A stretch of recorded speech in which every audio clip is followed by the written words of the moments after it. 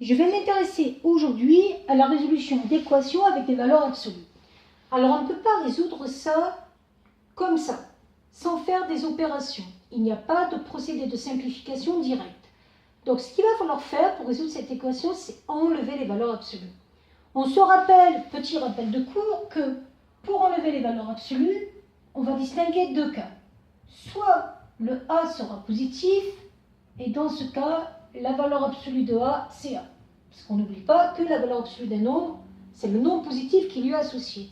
Soit le A sera négatif, et dans ce cas, la valeur absolue, c'est moins 1.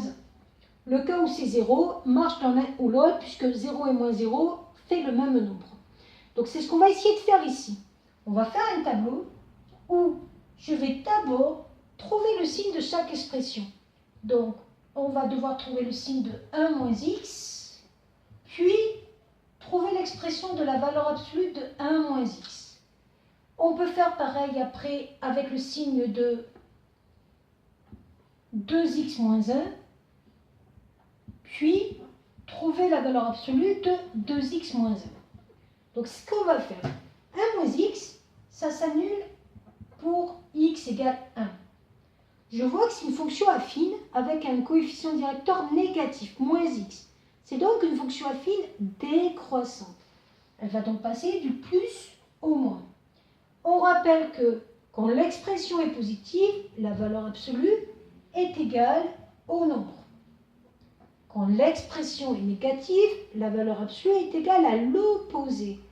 Or, l'opposé de 1 moins x, c'est moins 1 plus x. J'ai changé chaque signe. 2x moins 1. 2x moins 1, ça s'annule en 1 demi. 2x, 2 est positif, j'ai donc une fonction croissante. Elle passe donc du moins au plus. L'expression est négative. Sa valeur absolue va donc faire l'opposé. Moins 2x plus 1. L'expression est positive, sa valeur absolue va donc faire la même chose. 2x moins 1.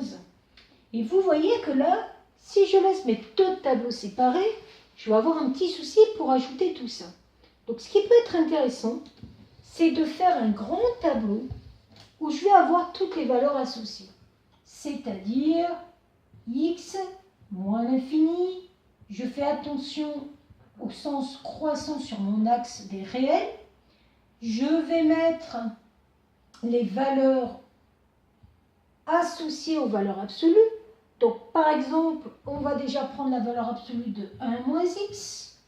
Celle-ci, on a dit qu'avant 1, elle était égale à 1 moins x. Après 1, elle était égale à moins 1 plus x. Pareil pour la valeur absolue de 2x moins 1. La valeur qui annule, c'est 1 demi. On a dit qu'avant 1 demi, elle était égale à moins 2x plus 1. Après 1 demi, à 2x moins 1.